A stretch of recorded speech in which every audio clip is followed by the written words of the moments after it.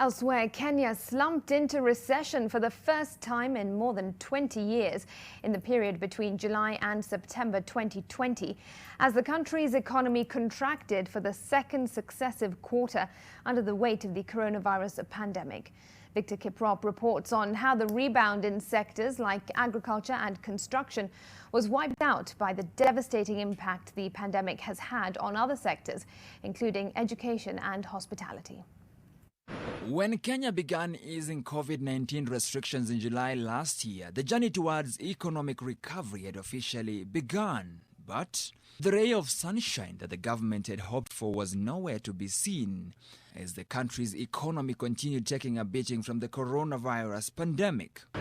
Data from the Kenya National Bureau of Statistics (KNBS) shows that the economy, which had already contracted by 5.7% in the second quarter, shrunk by a further 1.1% between July and September, pushing the country into its first recession in more than 2 decades. Construction, agriculture and the financial and insurance sectors were among the best performing sectors, expanding by 16%, 6% and 5% respectively. This solid performance was, however, overwritten by the hospitality and education sectors, which continued to bear the brunt of the pandemic as travel remained interrupted and school gates shut. Accommodation and food services contracted by 57.9%, education by 41.9%, while output from the manufacturing sector shrunk by 3.2%.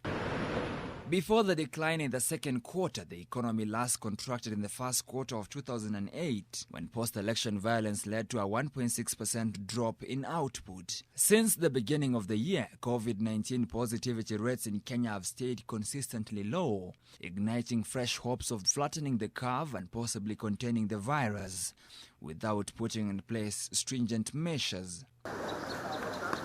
The National Treasury projects that economic growth could rebound to 6.4% in 2020. The discovery of new COVID-19 variants deemed to be more transmissible and the worsening situation in other parts of the world, including Europe, means that key sectors including tourism and hospitality could continue hurting, consequently delaying the journey to recovery. Victor Kiprop, NTV Business.